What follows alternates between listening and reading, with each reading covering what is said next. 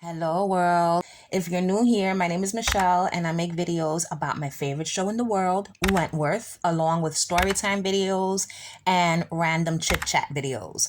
So in today's video, we're going to talk about Wentworth and its great escapes and sometimes not so great escapes. Throughout its 9 seasons, Wentworth had many escape attempts, 6 of them to be exact. Some of them were successful and some were not, but one thing they all had in common is that they were all pretty fucking great to watch. So I'm gonna start with the very first escape on the show, or should I say escape attempt, and it happened during season 2. Maxine Conway. She was in jail for a crime of passion. In a moment of rage, she stabbed her lover and this mistake landed her in Wentworth. So one day, Maxie finds herself in medical at the same time as one of the guards. Will Jackson is in there changing out of his bloody uniform. Maxie sees Will's dirty uniform in the trash and she steals that shit. So she takes it to her cell, she washes out the blood, and she dyes his white t-shirt using some of Bea's red hair dye. Maxie then goes on a visit with the brother of the boyfriend she stabbed, and he helps Maxie escape. So this is the plan. The plan was Maxie goes to the bathroom where she had stashed Will's clothes. How she got into that bathroom to stash Will's clothes, I'm not certain, because I don't think she was wearing them underneath her uniform, because they check you, they do like a strip search before and after you go on your visits. In real prisons, like in real life, they strip search you before you go on your visit and they strip search you after you go on your visit. Whether or not they do that on Wentworth, I'm not 100% sure, but I'm assuming that they do, which is why I feel she stashed the clothes in the bathroom. She could very well have had those clothes on underneath her uniform. Who the fuck knows? I'm not certain. If you're certain, let me know the answer in the comments down below. So she goes to the bathroom. The guy she was visiting with gets up to leave, but he leaves his jacket and his visitor's pass behind on the chair.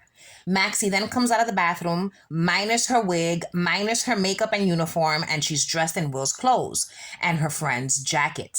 Maxie proceeds to walk out of the prison, you know what I'm saying, along with the other visitors, but not before accidentally bumping into Vera Bennett, who is one of the guards. And she was also on her way out of the prison. So Maxie made her way outside along with the other visitors and was well on her way to freedom. But then what happens? Vera realizes that the person she bumped into on her way out and looked at a little bit was Maxie. So Vera spots Maxie and looks at her shoes and sees that they are in fact the prison-issued sneakers, and she calls out Maxie's name. Maxine doesn't turn around. So Vera calls out her name again, and like a damn fool, Maxine turns around, looks at Vera right in the eyes, and shakes her head no, as in no, please, just let me escape, you know what I'm saying? But Vera does not. She ends up yelling out for Will, who was also on his way home. Maxine starts running. Will sees what's happening and runs after Maxine and tackles the bitch to the ground, and that was it. Escape attempt failed.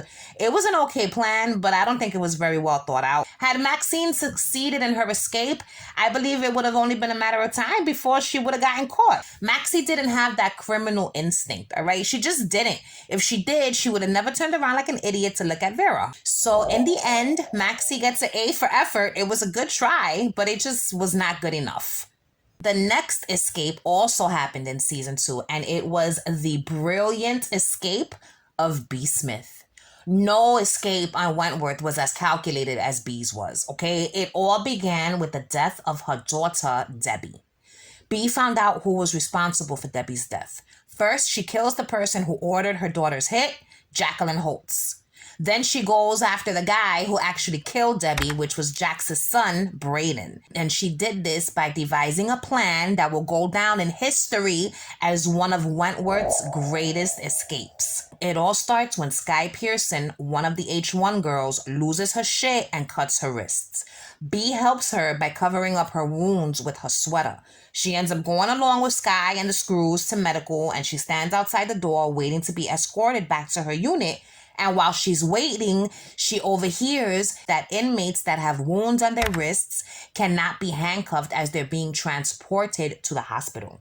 So that was Bea Smith's first aha moment, right? Later on in the season, there's an incident in the kitchen involving one of the older inmates named Marge. Marge ends up having a severe bleed out in one of her varicose veins, okay, on her legs, and she's rushed to medical. Bea finds out that Marge is a hemophiliac and takes anticoagulants to thicken her blood so that when she has these bleed outs, she won't fucking bleed to death, right? Okay, fine. So in that moment, Bea decides how she's going to escape in order to kill her daughter's murderer. She speaks with Marge and they make a deal that Marge will supply her with the anticoagulants, and in return, Bea will give her little trinkets here and there. Bea starts taking the pills until she sees that her blood is thick enough to withstand getting severely cut or stabbed without bleeding to death. The whole time she's taking the meds, she's also working out while simultaneously making calls to the outside in order to gain access to a firearm. Right? Bea goes on to challenge Frankie to a fight for top dog, which she ends up winning. And after she wins, what does she do? She cuts her wrist. She's then rushed to medical and sent to the hospital. She remained unhandcuffed the entire time. They give her surgery and she comes out of the ordeal alive, and then she requests that Mr. Jackson fetch her a lemonade. He leaves to get her the drink, and the second he leaves, she gets up, steals her neighbor's clothes, and walks right out of the hospital. By the time everyone figured out what she had done, it was too late. She had already escaped into the night. She then goes on to kill her daughter's killer. She's captured and sent back to Wentworth to serve a life sentence. Pero wow, okay? What an exhilarating escape that was. It was so calculated and well planned. It was one of the most successful escapes on the show. Bea did not escape in order to gain her freedom and live her life on the run. She escaped in order to get revenge on Braden for what he did to Debbie. Her freedom was never a driving force for her escaping. You know what I'm saying? So her ending up back in Wentworth did not make her escape any less successful. She escaped, and she did what she set out to do and returned to Wentworth with power and respect, all right? The next escape attempt happened in season 5, and it was when Frankie Doyle tried to randomly escape at the same time that Doreen Anderson was being released from the prison. So Frankie was being wrongly imprisoned for the murder of Mike Panisi, and she wanted to escape so that she could find proof that she was innocent. So while Doreen was saying her goodbyes, Frankie hurried over to Bridget's office. With the guard standing outside the door, she climbs up into the vent and makes her way to the roof of the prison. She runs over to a door, which I'm assuming would have let her out of the prison, but the door was locked. With the door being locked, there was nowhere left to go but back down into Wentworth. So she climbs back into Bridget's office just in time for Bridget to catch her and suspect that she was up to something. And her suspicions were confirmed when Bridget sees the dirt on the corner of her desk. What in the hell was Frankie thinking? This was the dumbest escape attempt on the show, because had that door been unlocked, where in the fuck was Frankie going? Huh? How would she have gotten past the screws? I don't know what she was thinking. She was so desperate to get out of the prison, I don't think she was thinking clearly. You know what I'm saying? But this was not the only time Frankie attempted to escape. Later on in season 5, she comes up with a much better escape plan. This time, she uses the prison's garden wall project workshop to aid in her escape. She devises a plan along with Ali Novak to escape Wentworth by hiding inside of one of the coffin-like boxes that are being shipped to other prisons. Together, her and Ali make sure to leave 2 of the boxes empty so that they'll be able to fit their asses inside, along with their tools to, close up the boxes and then open them again. Once they're inside the boxes, they'll be taken to a warehouse before being transported to one of the other prisons. So the plan is that while they're in the warehouse, they'll break out of the boxes, Allie goes her way, and Frankie will go her way to try to prove her innocence. So the day comes when the boxes are ready to be picked up, right? So Frankie steals one of the guard's walkie-talkies, and she calls in a disturbance. So the guard that was guarding the workshop would leave. Once he left, they rushed inside the workshop. Allie gets into her box, but Frankie never got to get into hers because one of the guards, Jake Stewart, ends up walking inside. He doesn't catch the ladies because a code black was called in, and so a lockdown was ordered. So Frankie and Allie end up having to abort mission due to the lockdown, and they have to wait until later. Frankie fled, but Allie wasn't so lucky. She ends up getting caught running out of the workshop by Mr. Stewart. So Frankie is now nervously waiting for Allie in H1, and finally she shows up. They decide that they have to wait until the lockdown is lifted in order to try this escape attempt again. So the time comes, and Allie tells Frankie that they should split up and make their own way to the workshop individually. Frankie goes first. She arrives at the workshop, and to her surprise, Boomer was there to stop her. Boomer was not trying to let Frankie go, and she threatened to lag on her, but Frankie wasn't having it, and she continued forth with her plan. So as she's running into the workshop, she almost gets caught by a guard, but Boomer does the right thing, as friends do, and she distracts the guard while Frankie, runs inside. So Frankie's inside the workshop now. She finds her marked box. She slides inside of it, and once she's in it, she seals the lid on the box, and she waits to hear Allie come in and do the same. She hears someone, and so now she feels better, right? Boom. The boxes get loaded onto the truck, and that was it. She'd made it out of Wentworth. Once she got to the warehouse, she waited for the truck drivers to leave, and she got out of the box and ran off. Freedom was hers, all right? She runs over to Bridget's new job and declares her love for her. She lets her know that she'll be back, and then she was off into the streets to seek cover in the darkness, and in the morning, her quest to find the proof she needed would commence. That was one hell of an escape plan. It was flawless, and although there were a few bumps in the road, it turned out to be a successful escape because Frankie does end up getting the proof that she needs to prove that she's innocent, and she ends up free and no longer in Wentworth. But what about Allie? Well, that leads me to the next escape attempt by none other than Joan Ferguson, okay? When Allie was stopped by Mr. Stewart, either he uncovered the escape plan or Allie told him about it herself. I'm not sure because it was never made clear on the show exactly how that went down. So either way, he only knew about Allie escaping, not Frankie. Together, Mr. Stewart and Allie came up with a plan to have Joan Ferguson take Allie's place in the box. Allie wanted revenge for Joan having killed her one true love, Bea Smith. And at this point on the show, the women had already strung Joan up on the basketball ring and almost killed her right there in the yard, so she knew her days were numbered. And she'd also ruined Jake and Vera's relationship, so Jake was out for revenge against Joan as well. And Joan was desperate to get the fuck out of Wentworth, so she was more than willing to get her ass in that box, all right? And get in that box, the bitch did. So now her and Frankie are together in this truck, so while Frankie's unstapling her box, that's when she hears a truck pulling in to the warehouse, and a person comes out. The person takes the box that Joan was in and drives off.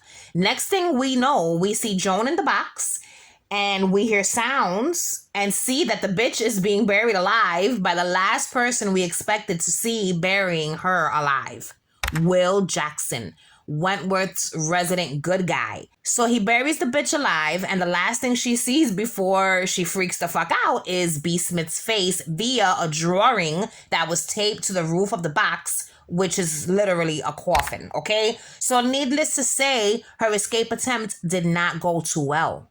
Or did it? Because we come to find out in season 8 that Joan had a backup plan just in case shit went left, which it did. And her backup plan was Brenda Murphy.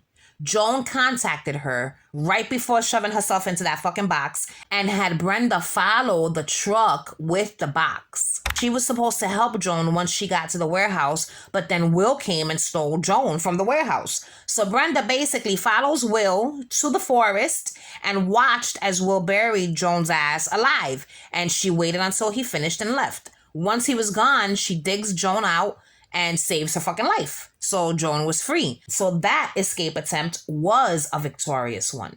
She eventually found a woman who looked just like her. She snaps the bitch's neck, buries the poor woman in the grave that Will dug for her, and she went on with her life on the run. She hid amongst the undesirables and plotted for revenge against those who'd wronged her until she gets hit over the head and left to bleed out by a man who was friends with Kath Maxwell, the woman she had killed to take her place in the grave.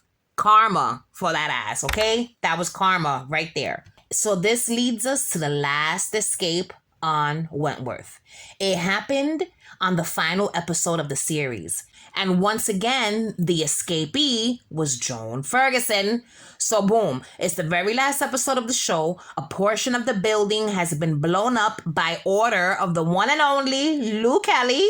The prison is in a chaotic mess, okay? Prisoners have lost their minds as well as their limbs. And in the midst of all this commotion, the general manager, Ann Reynolds, is losing her shit, trying to cover her tracks as far as, her involvement in this bombing. So Vera comes in and confronts her, and Ann decides that Vera has got to take a permanent nap, okay? And so she tackles her to the ground and proceeds to choke the life out of her. When all of a sudden, out of the shadows, here comes Joan, the freak Ferguson, and snaps the bitch's neck and throws her to the side. Several scenes later, we see Joan carrying Vera outside.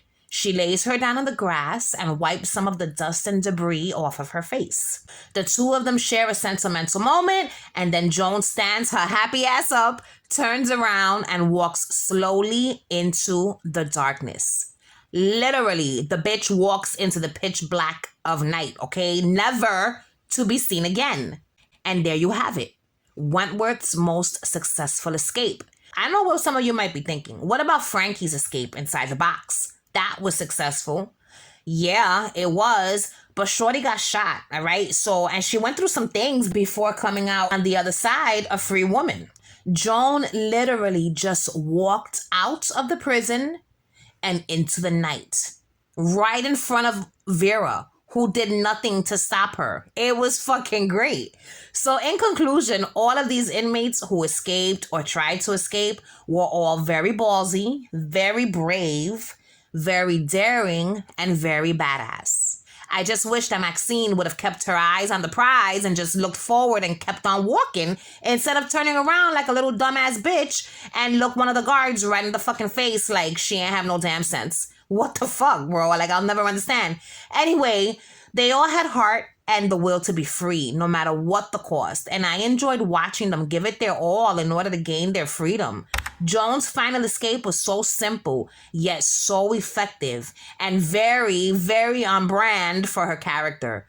Bea's escape was the stuff that legends are made of. Frankie's second escape was very well planned and effective, and Maxie needs to do better next time, all right? So there was another escape attempt that I don't know how I completely forgot about. And that was the escape attempt by Lou Kelly. So Judy Bryant convinces Lou Kelly not to kill her by sharing her escape plan with her. So the plan was that they were going to bomb their way out of the prison. But then at the last minute, Judy backs out because freedom is about to be hers. But Lou Kelly is like, I am still getting out of here with or without you. She goes through with the bombing. The prison gets bombed. In the midst of all the chaos, after the bombing, Lou Kelly makes a run for it. Prisoners were running left and right. They were scattering like roaches. It was chaos. So she's running straight towards the barbed wired fence. She jumps onto that shit like Spider-Woman, okay? And she's climbing this fence. So she's almost at the top of the fence. But what happens? Rita Connors comes, grabs her by the leg, tosses her to the ground, roughs her up a little bit, and then does a citizen's arrest, okay? Because Rita Connors is no longer a police officer. She can't just go around arresting people left and right. So escape attempt failed. But it was the most grand escape of them all, okay? She blew up the prison. Oh my God, I love Lou Kelly. So world, that's it. That's what I have left. If you like this video, you already know what to do. Like my shit, subscribe to my channel if you've not yet already. And if you do subscribe, make sure to turn on the post notifications so you can be alerted when I post new videos in the future. Thanks for watching. Goodbye.